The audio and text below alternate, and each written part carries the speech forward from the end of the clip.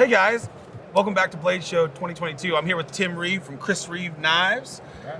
Here he decided to grace us with his presence this afternoon. So, Mr. Reeve, how's the show? It's been great. It's been nuts actually.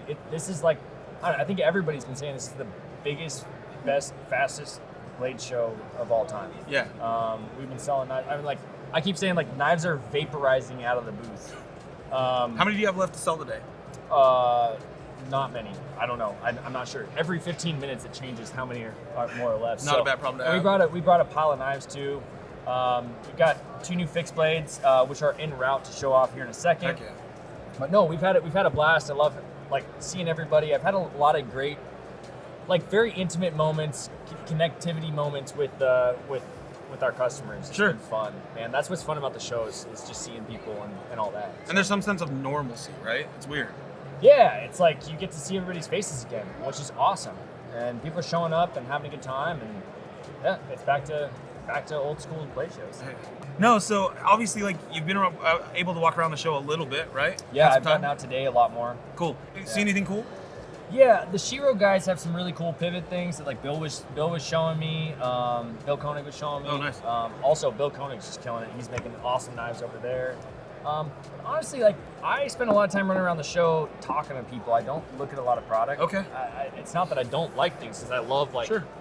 I love gear. I love all that kind of thing. But Levon from the Knife Nuts podcast was yeah. showing me in the pit the other night this knife that looks like a Cybertruck.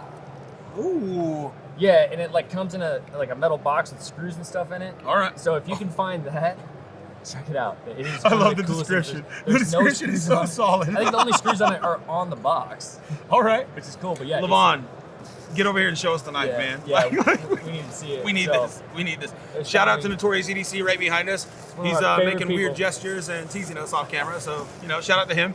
You want to get into these real quick? Oh, yeah. Okay. So, guys, I don't know if you guys saw, let's talk about the Chris Reeve page. There's a fan page online on Facebook. I happened to join it probably a couple years ago. There's like 10,000 members now. Yeah, 13 or something like that. 13,000, I don't know. and it is a 13,000? Facebook ran by your fans, right? Yeah, Not controlled by you whatsoever. We have nothing to do with it. Cool. Outside of just participating, and it's massively humbling. The people that like show up to that and want to have conversation and like are big supporters of what we do. Sure. No, I think it's rad. I mean, I had the opportunity to jump in on a live stream the other night. Yeah, that's Tim fun. was in there talking some shop, and then all of a sudden, he comes out and he says, "So, we got some things to show." And all of a sudden, he pops up with some cool fixed blades, obviously new, right? Yeah. And so, Yeah. let's talk about this a little bit. Yeah, so we've been working on both these models for quite a few years. This one, the big one's called the Backpacker. Okay. Chris had been working on this, or actually kind of came up with what it looks like right now in about 2014. We've been trying to put it out ever since. Sure. There's 30 years worth of various customs that he's done, of little Backpacker variations, Okay. old brass pins and things. And then the small version here is called the Inyoni. About 10 or 15 years ago, we had another version of this with a more teardrop wood handle in the back. Okay. Um, Inyoni is bird, correct? Yeah, Hey, it's you see Zulu that? for bird. Yeah, you see that? you're catching I was on, just man. hanging out with Joel and Jonathan from Honey Badger, so they were Oh. just giving me life lessons. Now you're all brushed up. Yeah. Oh, dude, yeah. I'm native now, man. You're better than me. So this is just a cool little bird and fish knife, but I've put these in the hands of a handful of like heavy hitting hunters. The Exo Mountain Gear guys, so they make really high end. Oh, yeah. Hunting backpacks, backpacking backpacks, titanium tube frames and stuff. Where are they out of? They're out of Boise. They're our neighbors at the shop, so we've Shout out buddied Exo. up them. Yeah, the Exo guys are great. We sent them the first 30 of these to go out and actually use.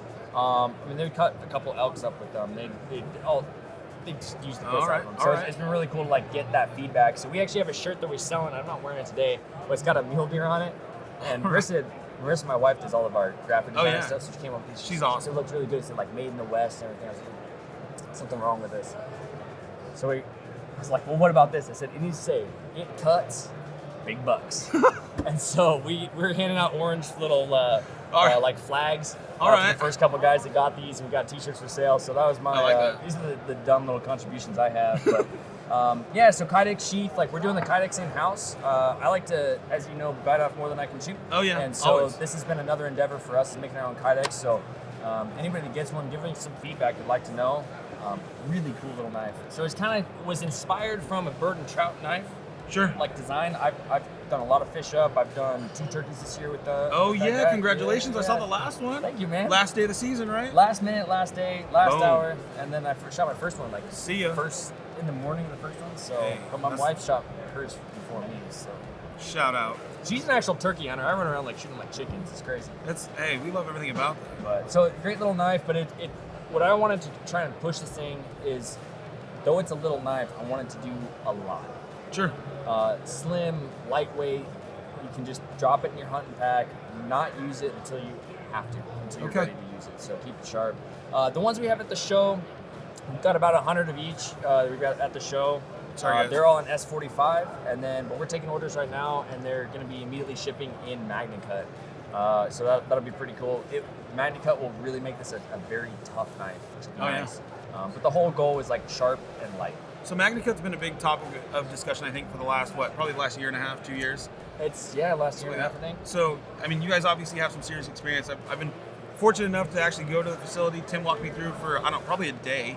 Yeah. We walked through all the steps and processes. If you have not done that yet, I highly recommend you go into the Chris Reeve facility. I know they love to have guests, right? Yeah, come on by anytime. But so tell us a little bit about your experience with the steel, because I think a lot of our customers hear about it. A lot of guys are talking about the show, but not a lot of us have experience like grinding it or working it. Yeah, I mean, it's an emerging steel from Crucible. It was developed by Dr. Laren Thomas, who I think was with you. Yeah, he was here. Right Yeah, here he's this been. weekend, Yeah, he was here today. He knows a lot more about the steel. You can go to knifesteelnerds.com to find out everything I said wrong about it. But essentially, the scoop is you're getting. So this is actually a MagnaCut Here we go. Sebenza 31. This is my pocket knife. It's got a bunch of junk on it. Essentially, you're getting a 4V toughness, and 3V and 4V are known for just really tough steels. They're kind of I don't want to call them a crude, but they're a tool steel. Okay. But they're known for toughness, but not known for corrosion resistance. And that's one of the incredible things that Laren had come up with, was a way to put this ridiculous level of corrosion resistance into a very, very tough steel that can still come to a very good edge. Sure. So those are your kind of like corners of, it's like edge retention and wear resistance, toughness, and corrosion resistance. Sure. And usually when you pull on one of those corners of the triangle, you're losing somewhere else. Yeah, that makes sense. So like right now we've been using 4V for our fixed blades, our big military knives. Okay. They're great because they're coated. They're Cerakoted. So you're not worried about the corrosion resistance. Yep. Cerakote is 100% non-porous, so you're not worried about rust issues or anything like that. Sure. So you get the toughness, you get the edge retention. But if you can get that corrosion resistance, you can start doing different finishes. You can take it anywhere in the world, not have problems with it. Yeah. It makes a great pocket knife type of material. So honestly, I think that MagnaCut is the first steel that actually deserves the super steel title. All right. All It's right. the first time all 3 corners like kind of came out. I like that. So that made us jump on board. We're big fans of balanced steels, you know. So we've been in S45 EN for the last little bit. Been a great steel. It's great edge retention, great corrosion resistance. It has decent toughness. Sure. You know, it's just not gonna be a bread when it comes to toughness. But for a lot of pocket knife uses, for like what we're using like the fixed blades for, it's great. It's great steel. S45 is a great another little on the tree branch of design of S30V, S35, and S45. It just fits right in there. So MagnaCut's been pretty cool, man. So the new Inyoni, obviously. So this is coming in. What steel are we dealing with here? Yeah, so that's S45. S45. That's at the show, but we'll be shipping in MagnaCut. So if you order one from the website, it will be MagnaCut. And what are we talking retail on this? That's $275. $275. Available in this color only? No, this will be black and brown micarta. Black and brown. Yeah, so we might do coated ones in the future. We might play with some different wood options or something like that. Cool. These make a great steak knife set. So at some point I've been talking about doing like a wood gift box. box? Yeah. Steak knife set. I'll take one of those. Yeah, I've had one, a little prototype run one that I've used as a paring knife and steak knife. I'd like to see that sometime. Yeah, you just gotta come see me. I'll do that. Prairie is calling my name. So one of the things I remember you talking about in the Facebook Live was the sheath. Yeah. Right? Because there's some cool features about the sheath. Talk about that a little bit. So the thought process here was, so there's not a big throat on it like you might see. A lot of times, you know, a very typical way to make a retention feature on Kydex is off of the handle. So maybe it'd be up in here. And that's kind of what we started playing with at first. But the thought process or one of the ideas with the knife is you can take these handles off. Typically, we VHB tape the handles on and make it create a gasket so you don't get like moisture and junk underneath. We thought, hey, if you could take them off, you could either make the knife lighter, drop a couple grams, but grams equal ounces equal pounds. In the backpacking and hunting community, I get it. I've been up hills where I'm like, what do I have in my backpack that I don't need? So, yeah. But the other thing, real quick, sorry, I'm going to stop you. One of the things that was cool, I remember seeing this, one of the big questions that we saw in that Facebook Live consistently was like, take the scales off, take the scales off, take the scales off. So these are skeletonized, right? Yeah, so it's just got like a big teardrop underneath. And again, I can't take the scales off. Yeah, you're right. But it's big like teardrop inside, and there's a boss that's made on the inside of the handle that kind of locks it all together. Okay. So once you put the screws in, it tightens in. And use your imagination, all right? Yeah, exactly. I'll do some photos here soon and really kind of show that off. But you can take the handles off and do like a paracord wrap or something like that if you wanted. But the idea is that this could drop in your backpack or a hunting backpack and just drop down one of the seams, and you don't touch it until you really need it. Also maybe a pocket because it's so thin, right? Yeah, it really is. Like some of the guys in the shop, they drop it in their pocket. Really like it. It's a standard center on center 3/4 inch hole pattern through here, so you can put all your standard attachments, ulti clips, all that kind of stuff. Yeah. So we're not shipping it with them because everybody likes their own. They're very particular, but there's plenty out there. Maybe we'll start like stocking a couple of those in the store. Maybe put some recommendations. Cool. But pretty cool. Nice little thumb pop type scoop thing there. There's little Chicago, technical terms. This is how we come up with the names at Chris Reeve. Scoop things. The Chicago screw, so you can tighten it down and adjust that attention. I like that a lot. It's pretty cool. So you can run the sheath without the handles, and it still works. So that was the whole idea there. I'm really excited about that knife. It's one of my favorites. No, the Inyoni, I remember you picking that up and showing it, and I was just like, okay, this is cool. So I'm gonna give you guys a good look at the sheath because it is. I don't know if you guys understand how thin this really is. If I had another one to compare, maybe we'll do that later down the road. We'll get something that you guys can look at. But I mean, it's pretty minimal. I can see it definitely dropping in the pocket. A lot of our buyers here actually carry a lot of fixed blades in the pocket. Yeah. So I mean, I'm sure you're gonna get a lot of requests from the Blade HQ team. Hey, can you send us some sheaths? Yeah, totally, man. But yeah, definitely thin. Cool knife. I think. Yeah, the Inyoni, pick it up. What did we say retail was on that? $275. And I am struggling. There it is. Boom. Yeah. And then we had the backpacker, correct? Yep. Let's talk about that a little bit. So this is the backpacker. This is kind of the bigger brother, if you will. Very similar sheath setup, basically the same. It's just a nice, bigger belly blade. So the Inyoni sits at right on 3.5 inches, which is right about a large Sebenza size. And the backpacker gets you right out to 4 inches. Okay. Great. A lot of people give me good feedback on how it feels in the hand. Really? So this kind of 2-finger split is something that Chris came up with, and it just feels really good. I thought. Yeah. It's also incredibly lightweight. When we first put the first prototypes together, we're like, oh man, is this gonna be like too lightweight that people are gonna not think they're like quality knives or something like that? But honestly, it's cool to have such a good sized knife that's very lightweight. What's fun about these too is we design them around what we call off-the-shelf hardware. So the screws that hold the whole handles on, those are Inkosi and Munzon pivot screws. Okay. So they're way higher tolerance than they need to be for my car to handle like retention. Okay. So there are the pivot screws on. And they're a standard hex, right? Yeah, standard 1/8 inch hex. And then with the Inyoni, those are large Sebenza pins and screws. Really? Yeah. So they look great. I mean, they work really good. And I thought, let's try and design it around those. And I think it really worked out. That didn't work at Lots all. of feedback with this from guys that I put them in their hands. I did my deer up a couple years with that, and my biggest takeaway was that I didn't think about the knife when I was gutting my deer. Okay. Like that's the goal for me, is that you're not thinking about it. You're just doing what you need to do. Getting And through the messy stuff. Yeah. Every person that I've showed this knife to that hasn't held it, has asked for thumb serrations or jimping. It's got a nice square back on it. Okay. I don't think that it needs to have it, frankly. Sure. We'll get some feedback and see. Chris and I would always say is like, well, like your thumb's attached to your hand, so it's not going anywhere. And Harsey and I say, it's true, right? If you design your handle correctly, you don't need thumb serrations. Because now, correct me if I'm wrong, right? Because when you're looking at a fixed blade handle, and I guarantee you, I am going to get slayed for this, but I'm gonna say it anyways. So, the way I was always taught by like people like S.R. Johnson and guys like that, where basically when you grip with the first 2 fingers, right, your pressure's here, but then when you start to close, it should raise into that back palm, right? Yeah, it's going to connect right back in So there. you should have some kind of extra traction. I don't even know what the word is. You guys... Harsey taught us a lot about like it's that dovetail kind of effect back here. I call it like the small of the back right here, and it's supposed to widen out. And both of these do that to a slight degree. Okay. On our military knives, they do that a lot more. Harsey's the master of designing that. He gave us a shout out, like Bill. Yeah, big shout out to Bill Harsey.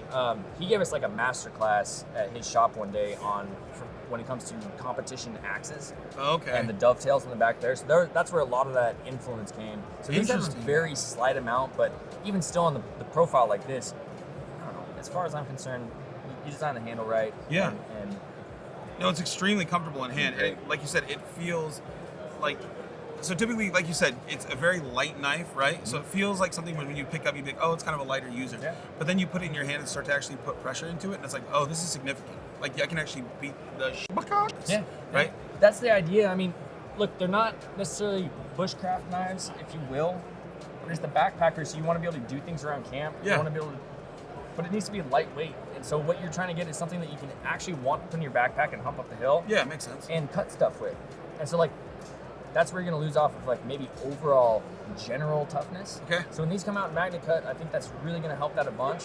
But I think you're going to be able to do a lot of your bushcraft and stuff with it. I wouldn't be that afraid of, like, baton. Well, actually, a bunch of the boys in the hand grind room, I gave them a couple knives and said, hey, if you can hand grind it, you can have it. And so they did their own hand grinds on them, and they'd go camping almost every weekend, and they started whaling on them, and they've been great. I love everything about that. So some real world field tests. It's still going to be a tough knife, but the thought that the exercise wasn't necessarily overall toughness. That's kind of what our military knives are for. But I think they're going to do great. What's the price point on this? $300. $300, and then this comes in natural and black. Yep. Yeah, both of them natural and black. Cool. And again, we'll play with some other stuff on them. I love everything about it. It's going to be fun. It's nice to finally get out a knife that I think can compete in the hunting and fishing outdoor world. Sure. Scratch that itch, and yeah, we're excited. I'm really excited. This has been a long time coming for us. Hell yeah, Very long time. So I know we're excited to see him. Personally, I'm excited to see him at Blade HQ because I want to pick a couple up. Yeah. Do we have an ETA on when these should be landing at dealers at any time soon? Yeah, so we're going to start shipping these immediately, like 4 or 6 weeks after the show. We have like them coming through the shop. So yeah, there'll be better lead times as the orders come in. We get back from the show and kind of figure out what that looks like. But we're going to try and start shipping. We only have so much production effort we can put to it. So it makes sense. As they come out, the lead time will kind of extend. But we're going to try and get them out as fast as we can. Otherwise, it's like, hey, we take orders and then you'll see them in 24 months. And it's like, that's not fun. Yeah, no, I get it. It's not fun at all. No, that's all right. So we're going to try and get them out fast. No, so just look for them, guys. As always, it's always great to have Tim here at the show. Wait, I got one question we've asked a lot of people. Okay. Have you picked up anything or have you met any makers that you really like their stuff? We talked about the product walking around, but you showed me something earlier. So I got this one knife. I was so busy on Friday, like ringing people up, it's dropped in my pocket. But this one goes out to Joe. Mangiafico, right? Yes, Mangiafico. Joe, I'm sorry if I butchered your name. Yeah, likewise. I've been bugging Joe for ages about this knife. You actually sent me his Instagram instantly, like a couple years ago. Like I saw it and was like, dude. And then I slid into Joe's DMs and I was trying to wrangle my way in. I haven't got one yet, but I'll pick one up eventually. But as soon as I found out about it, I forwarded that over to you and Harsey. Oh yeah. Like the first two people. So this is his little brook trout knife, and I love catching little tiny brook trout, literally about this size, in my stream in the backyard. Oh yeah. You've seen it. Tim lives in the middle of nowhere in Idaho, and it's beautiful. Yeah, I love it. I wouldn't change it for the world. So this thing is absolutely gorgeous. These are all brass pins and G10 and Carter, I believe. Individual like laid, pins. right? Yeah, every single. Yeah, so that's not like laid. Printed or anything like that. Yeah. That's a lot of work that goes into this knife. I'm astounded that the Kydex work makes ours look puts ours to shame. So the other thing, we're gonna bring in another company here, Tim. I'm sorry. Yeah.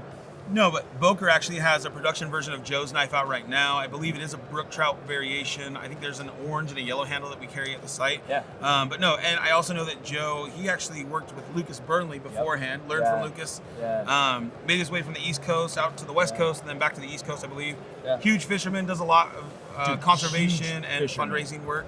Yeah, huge fisherman, man. Yeah. So shout out to Joe, obviously great pieces, so check out his work as well. But as always, Tim, we appreciate you coming over and having a good time. We look forward to seeing you again soon. Oh yeah, thanks for having me. I'm always available. We I love it. doing these. We love it. All right, guys, we'll talk to you later. Don't forget to like, subscribe, and then follow Chris Reeve on Instagram and YouTube. Yeah, cool. Cheers.